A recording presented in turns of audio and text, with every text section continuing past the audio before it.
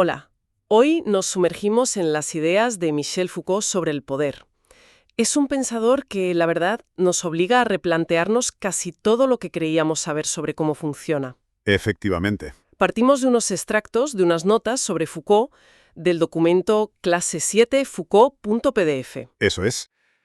Y el objetivo, bueno, es intentar desentrañar cómo Foucault le da una vuelta completa a esto. Sí, Tenemos que olvidarnos de esa idea del poder como algo que tienes o no tienes, ¿sabes? Como un objeto que está arriba, en manos de unos pocos. claro, como el rey o el gobierno. Exacto. Para Foucault es más como una corriente eléctrica, que recorre toda la sociedad. Una red de relaciones que no para de moverse. Y aquí entra la primera idea fuerte que aparece en el material. El poder, sobre todo el moderno, no se dedica solo a prohibir, a decir no. Su gran jugada, lo que lo hace tan potente, es que es productivo. Justo. Crea realidades, crea saberes, crea hasta maneras de ser persona. Hay una frase clave en estas notas que nos va a guiar. El poder no se posee, se ejerce. Esa es fundamental. Vamos a ver qué significa esto de verdad. Vale. Pues a ver, para captar bien lo nuevo de Foucault, igual ayuda a pensar un segundo en las ideas más clásicas. Hobbes, Rousseau. El contrato social, ¿no? Cedemos libertad al soberano. Eso. O luego otros como Rawls o Nozick, más centrados en cómo el Estado, ya formado, reparte justicia o recursos. Foucault llega y dice, un momento. ¿Y si el poder no fuera esa cosa que está arriba, localizada? ¿Y si fuera algo mucho más difuso, más estratégico, que está en todas partes? O sea que no es como una corona que se hereda o un martillo que solo tiene el juez para golpear. Exactamente. Foucault lo ve como una red de relaciones que siempre está activa, siempre se está moviendo. Desiguales, claro, eso sí, Lógico. pero presentes por todos lados. No es algo que tienes, sino algo que haces o que opera a través de ti. Funciona en la interacción, en la estrategia del día a día. Ajá. Y por eso critica mucho ese modelo que solo ve el poder como ley, como prohibición, como castigo. El modelo del soberano de Hobbes, que dice, esto no se puede hacer. Porque eso, para explicar cómo funcionan las cosas hoy en día, se queda corto, ¿no? Se queda muy corto. Ese poder que solo reprime es una parte, claro que existe.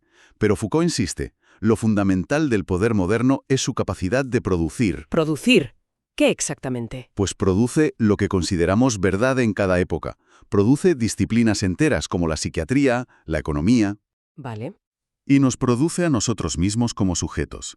El estudiante aplicado, el trabajador eficiente, el ciudadano normal. ¡Ostras! Hay una cita muy buena en las notas. Dice algo como: el poder no es una institución, es el nombre que le damos a una situación estratégica compleja en una sociedad. Entiendo.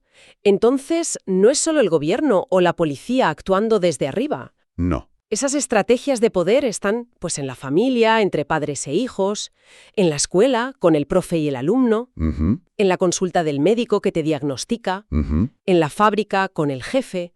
Es algo de todos los días, constante. Precisamente.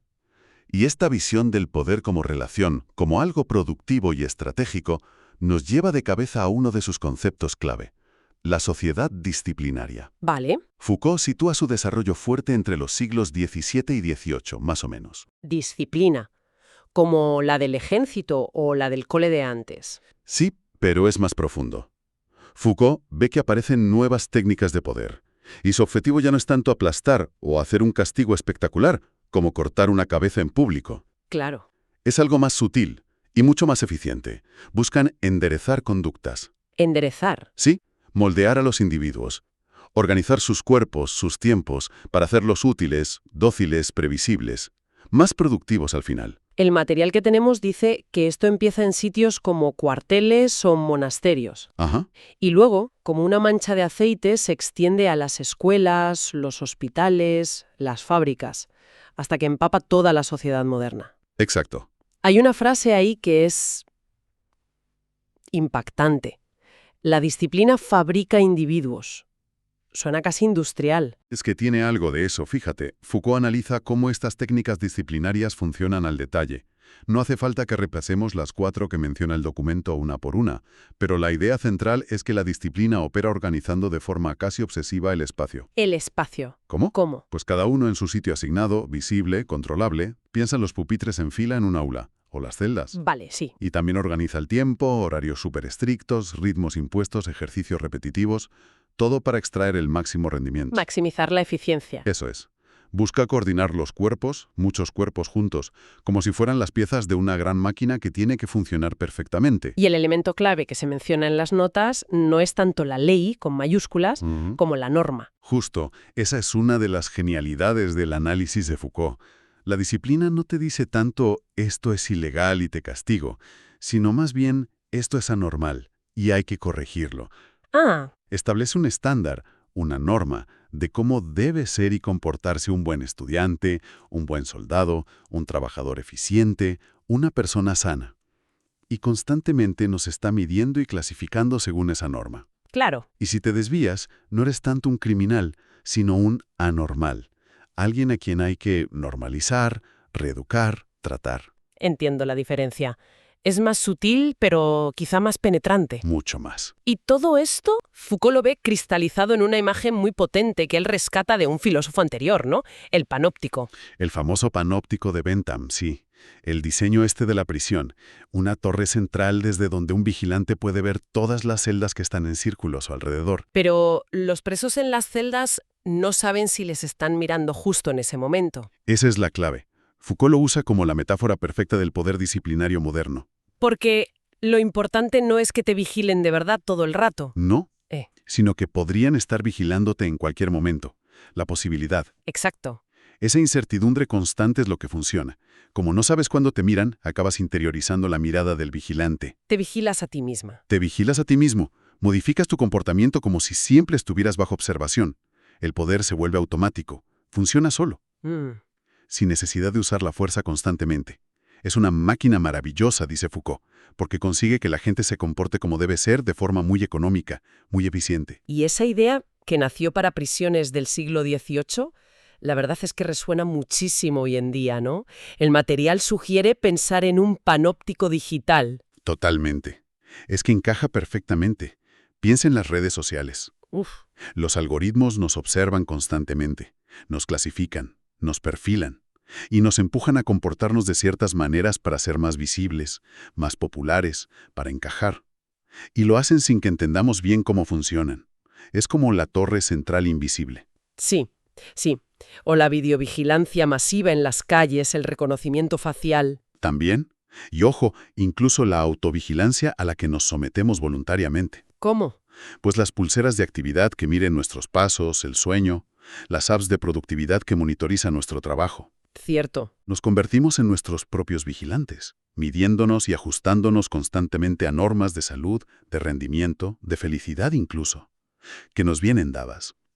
Es fascinante y, bueno, un poco escalofriante ver cómo esa lógica de la incertidumbre y la autovigilancia sigue tan presente. Desde luego. Pero Foucault no se quedó solo en la disciplina del cuerpo individual. Si la disciplina se centra en el individuo, ¿qué pasa cuando el poder empieza a interesarse por la vida, pero de la población como conjunto? Ahí es donde entra el otro gran concepto, la biopolítica.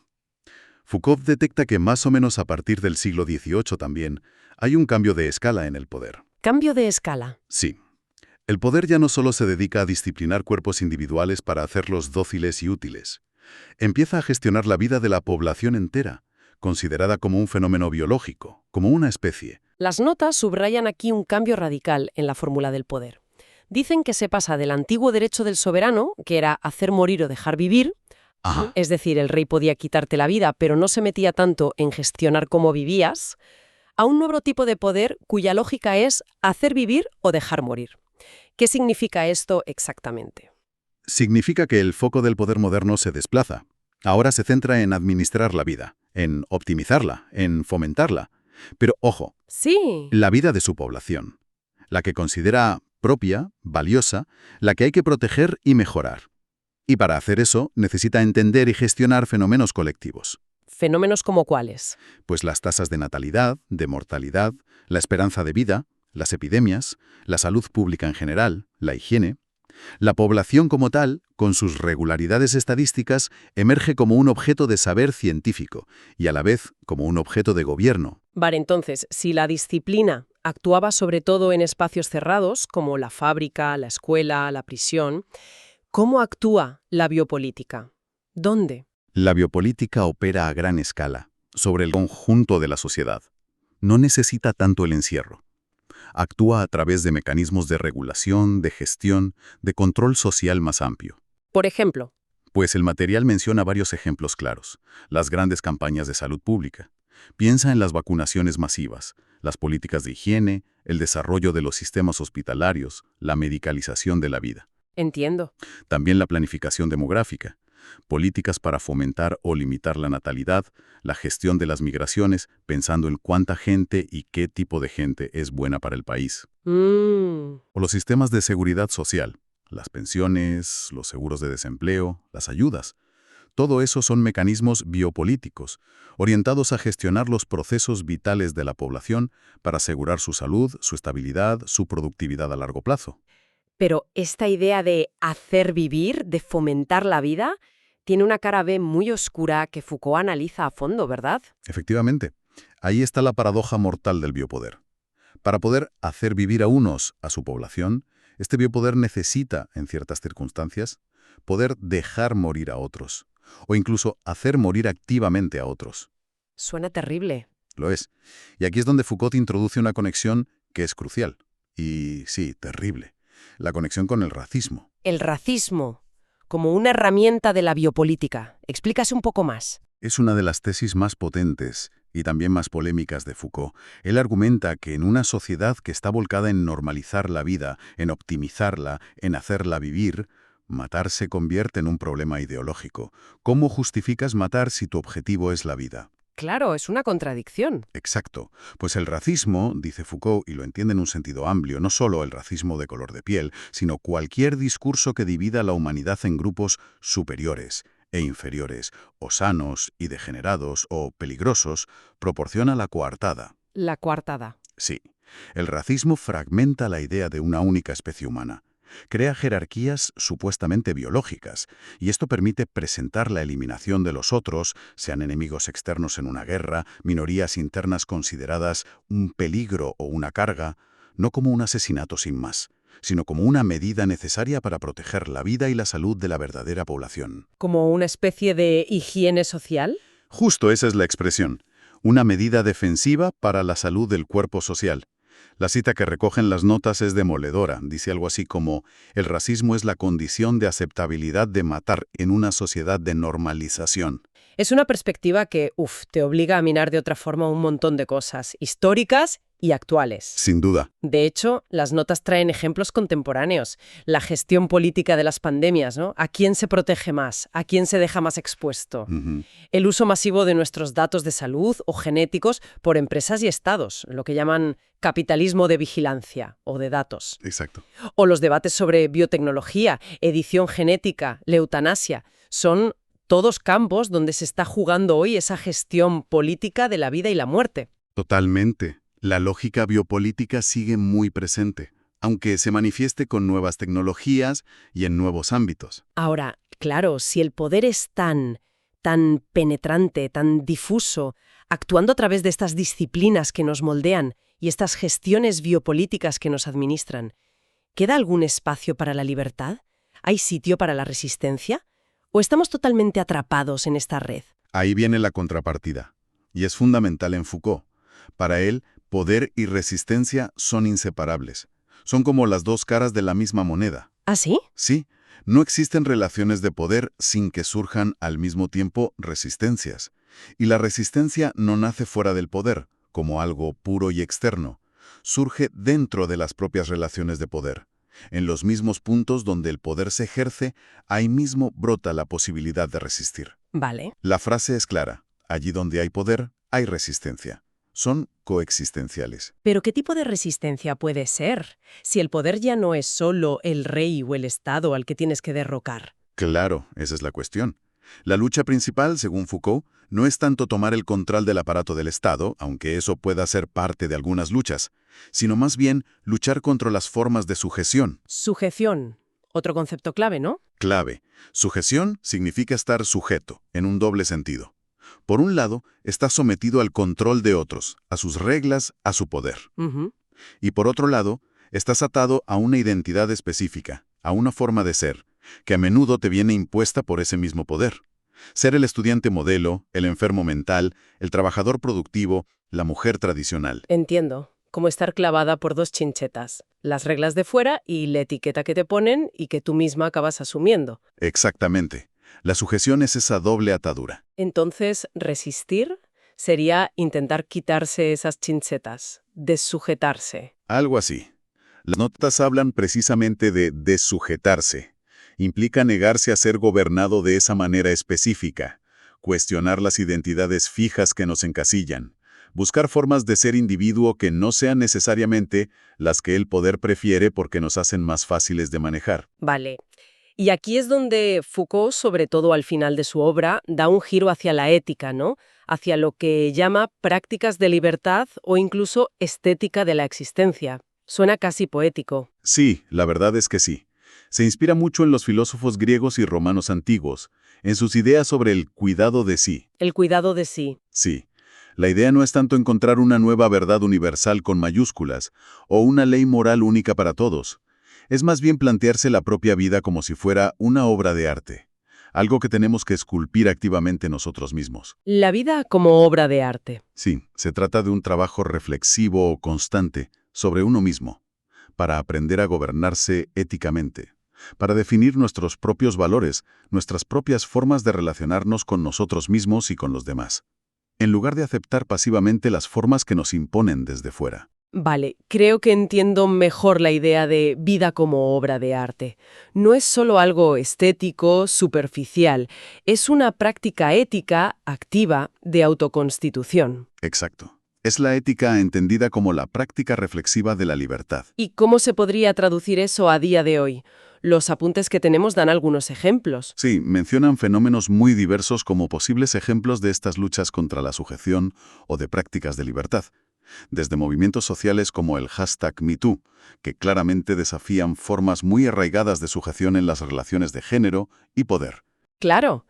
Hasta, por ejemplo, el activismo por la privacidad digital, que en el fondo es una forma de negarse a ser totalmente transparentes, conocidos, gestionables por los algoritmos y los poderes que los usan. Una forma de resistencia a ese panóptico digital. Podría verse así. También mencionan experimentos de vida más concretos, comunidades queer que exploran otras formas de identidad y de relación más allá de la norma heterosexual, o iniciativas ecologistas radicales como el decrecimiento, que buscan salirse de la lógica productivista dominante. Vale. Son intentos a distintas escalas y con distintos grados de éxito, claro, de practicar esa desobediencia voluntaria, como la llama Foucault, y de crear subjetividades diferentes, menos sujetas. Incluso la propia crítica, ¿no? El simple hecho de atreverse a cuestionar lo que se da por sentado, a preguntar ¿por qué esto tiene que ser así? ¿En nombre de qué verdad se dice esto? Foucault lo ve como una práctica de libertad fundamental. Exactamente. La crítica como el arte de la inservidumbre voluntaria o la desobediencia reflexiva. El coraje de interrogar a la verdad sobre sus efectos de poder y al poder sobre sus discursos de verdad. Bien, pues creo que hemos cubierto bastante terreno. Hemos visto el poder no como algo que se tiene, sino como una red de relaciones que se ejerce y que es productiva. Ujú. Hemos hablado de la disciplina, que moldea los cuerpos y las mentes individuales a través de la norma.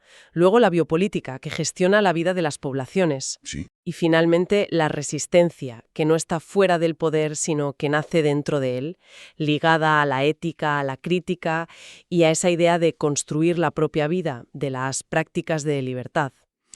Es un marco de análisis muy potente, la verdad, porque nos ayuda a ver cómo estas dinámicas, que a menudo son invisibles o las damos por sentadas, operan en nuestra vida más cotidiana. Totalmente. En la escuela, en el trabajo, en la consulta del médico, en cómo usamos la tecnología, incluso en cómo nos entendemos a nosotros mismos, nuestra salud, nuestra normalidad. Nos da herramientas para detectar esas relaciones de poder que nos constituyen y quizá, como decías, para empezar a actuar sobre ellas, a resistir. O al menos a plantearnos preguntas. No entendemos del todo, a la autovigilancia constante que comentábamos. ¿Cómo podemos ejercer hoy esas prácticas de libertad de las que hablaba Foucault? ¿Qué significa, en este contexto digital, globalizado, intentar hacer de la propia vida una obra de arte? ¿Cómo nos constituimos como sujetos éticos frente a formas de control quizá algorítmicas o biotecnológicas que Foucault apenas llegó a vislumbrar? Una pregunta abierta, desde luego, y muy pertinente. Esencial, diría yo, para seguir pensando críticamente y quizá actuando en el mundo que nos toca vivir.